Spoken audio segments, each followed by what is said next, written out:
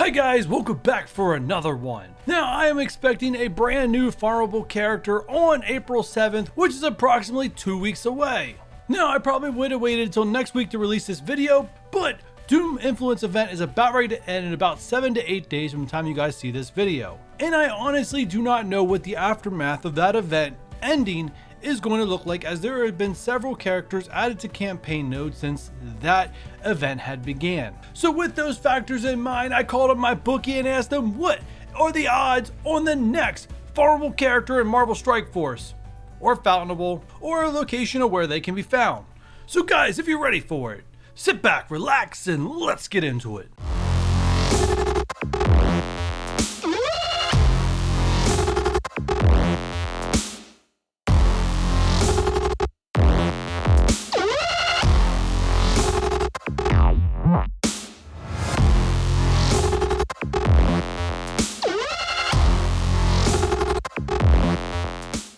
The last farmable character was Beast. He was one of the favorite characters to be announced farmable next, and campaign being the favorite location, which was correct. Now, in case this is the first time you're catching a Who's Next video, I do a thing here where I allow players to bet with penguin bucks. The blood-sucking lawyers say I cannot let you guys bet with real money, so this is what we're left with.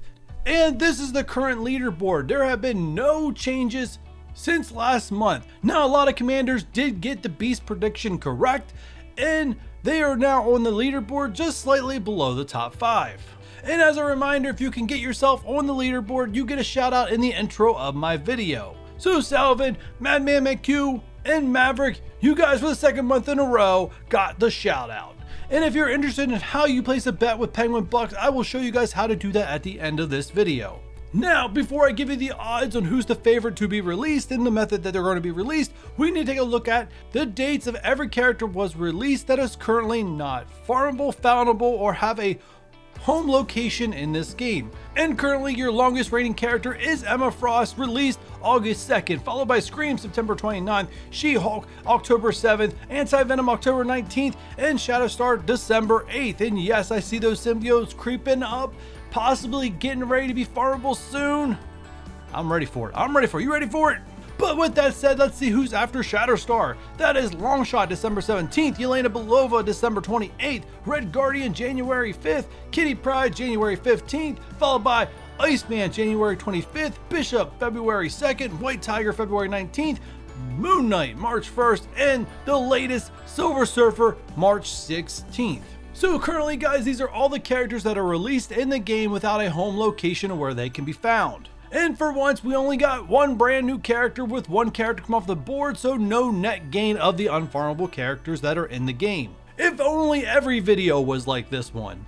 Now the first thing we gotta do is we gotta kick this all off with Silver Surfer, as he has not happening to 1 odds. There is absolutely no way this character is becoming farmable next. There's a rumor circling out that he may never be a traditional farmable character in the game, not even orb exclusive. So I'm quite not sure how my bookie wants to treat this one going forward, but until that we confirm that the rumors are actually true, which we feel like they are, these are the current odds. Place the sucker bet if you want. But with that said, let's see who's next. And the two with the long shot odds of 25 to 1, Moon Knight, White Tiger. Now, if for some reason one of these two characters is announced farmable next, most likely not, they are giving the most likely location as campaign. You guys are going to see campaign is still as the favorite location, as the pattern to release characters, and remember, Doom Influence is ending, is to put back-to-back campaign characters, and with Beast just going in, it is speculated that another character will be following suit. So campaign is 3 to 1, 4 to 1 for the War Store, 5 to 1 for Arena, 7 to 1 for Blitz Store, 8 to 1 for Raid Store, and 10 to 1 Orb exclusive. My bookie does not feel that either one of these have a shot at being Orb exclusive. Yay! Next up, the Astonishing X-Men. Odds are improving a little bit, 20 to 1 for these three. If for some reason one of these characters are released next, once again, favorite location is campaign, followed by the War Store, 4 to 1, the Arena Store, 5 to 1, 7 to 1, Orb exclusive. Yes, my bookie has a strong feeling that one of these characters will most likely end up in an Orb exclusive over the Raid Store 8 to 1 and the Blitz Store 10 to 1. Once again, just because there's an odds are lower for Orb exclusive does not necessarily mean one of these characters will be Orb exclusive. It's just most likely over the other locations. Next up is Red Guardian, 12-1 odds. If you guys watch this series religiously, you have noticed his rates going down and finally being separated from Elena and the Dad Bros at 12-1 odds. Once again, another character favorited as campaigns currently. 4-1 War Store, 5-1 Arena. You guys are going to see some similar stuff here. 7-1 Orb exclusive, and this is just a feeling that Red Guardian will end up in Orb exclusive over Raid Store, which is 8-1, and Blitz Store 10-1. Next up is the Dad Bros with 10-1 odds. Creeping up there they are. I know a lot of people are excited to start farming these two. I'm probably not one of those people, as I went full in on Astonishing X-Men, and these guys are kind of redundant if you already do Astonishing X-Men, and if you do these guys, the Astonishing X-Men are a little redundant, unless you're a late game player and you can do whatever you want. I guess whales are included in that statement too. Anyways, if for some reason one of these guys is announced farmable next, campaign again, favorite location 3-1, War Store 4-1, Arena Store 5-1, Orb exclusive 7-1. Now my bookie did say that he feels there's no way they're putting Shatterstar in an Orb exclusive. Long shot, some percentage chance it will happen, but most likely Shatterstar will not end up in the Raid Store or the Blitz Store over Orb exclusive, getting 8-1 Blitz and 10-1 Raid Store. And oh yeah, you guys can feel it, those symbiotes creeping up with the odds. 8-1 for Anti-venom. I know we all would really be excited for Anti-venom.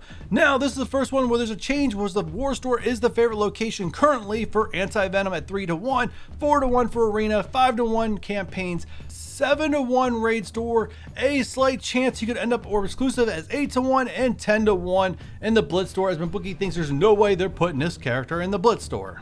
Elena Belova creeping up 6-1 odds. Now the reason why she's creeping up so much further than everybody else and over the Dad Bros that were released before her is the simple fact that we know this character is coming farmable before sometime in May. Could be made farmable in May also, as we don't know exactly when that new challenge is coming out. So we're entering April, this character's odds are going to start creeping up. 6-1, given her favorite location to be released is the Arena Store 3-1. Weird, right? I thought so too when I was given it. But anyways, campaigns 4-1, 5-1 to War Store, 7-1 Blitz Store, 8-1 Raid Store, and 10-1 Orb exclusive. As there's pretty much no chance this character will be Orb exclusive, as they did announce her to be farmable soon. Next up, probably the very first symbiote to become farmable will be Scream at 5-1 odds. Favorite location is the Arena Store for her, followed by campaigns 4-1, War Store 5-1, Blitz Store 7-1, Raid Store 8-1, it's Orb exclusive 10-1, as there's no way my bookie feels they'll put Scream in an Orb exclusive over Anti-venom, as Anti-venom is the more desired character. And also the more useful, I believe. Alright, we are getting up there to the favorites, and we're starting with She-Hulk at 4-1 odds. Most likely will show up in a campaign 3-1, 4-1 for Arena, 5-1 to War Store, 7-1 for Blitz Store, 8-1 for Raid Store, and 10-1 Orb exclusive. This is one character my bookie feels like they will not hold back in releasing, as she's not very desirable by most of the community. And again, the favorite character of the month is still Emma Frost at 3-1 odds. Now my bookie did want to move her back because there is still no word on seasonal orbs, even with a new patch. Never once did they mention seasonal orbs at all in that patch. There's still no data mine for it, and the last time it was mentioned was back in November. Still no idea what they're doing with Emma Frost, but my bookie feels maybe they're just overlooking this change since it was announced so long ago and it's still coming very soon. But with that said, she's the favorite with 3-1 odds, Orb exclusive 2-1, as there's really no other reason to believe she'll end up anywhere else. But if she was, 6-1 to the War Store, 7-1 to Campaign, 8-1 to Arena, 9-1 to Raid, and 10-1 to Blitz. Now, do you think you know who is the next farmable character in Marvel Strike Force? Or Foundable, whatever you want to call it? And you would like to show me by placing a bet using Penguin Bucks to enter the leaderboard. All you have to do is join my Discord. The link to that is in the description down below. Then you want to find the video section of my Discord. Find who is next, place your bet, and then place your bet by simply putting down the character you believe will be farmable next, announced farmable by the Scopely's definition, and then their location. Get it correct, and then you'll end up on the leaderboard. Get it correct enough times, enter the top of the leaderboard. Now this leaderboard is running for the entirety of 2021. Still plenty of time to become the leader of it. So let's say you place a bet on She-Hulk. That bet is 100 penguin bucks. You get that correct, those penguin bucks turn into 400 penguin bucks. And let's say you pick arena and arena becomes correct. Not only do you earn an extra 400, I double it if you get the location right also. So that is 800 plus your 400 for getting it right. That is 1,200 penguin bucks on the leaderboard and puts you right outside the top 5. And once again, you guys cannot make multiple bets. If you do, neither bet will count. And you cannot edit your bet once it's placed. You have to leave it be.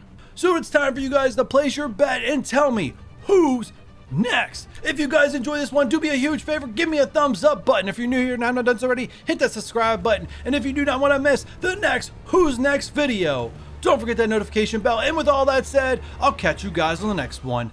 Bye.